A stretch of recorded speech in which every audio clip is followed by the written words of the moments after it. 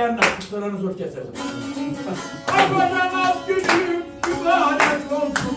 Sen layıksan korkmanın ardına. Sen layıksan korkmanın ardına. Diğeri yat gücüm mübarek olsun. Olsun olsun diye mübarek olsun.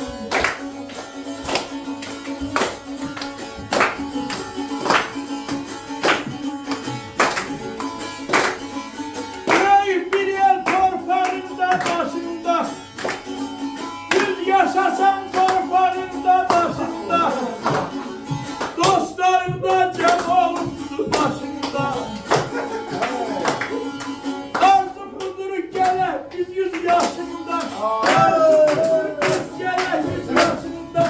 Eylemaz günüm mübarek olsun, eylemaz günüm mübarek olsun. Şimdi oğlum hanı sen? Hayır, elə belə kəs.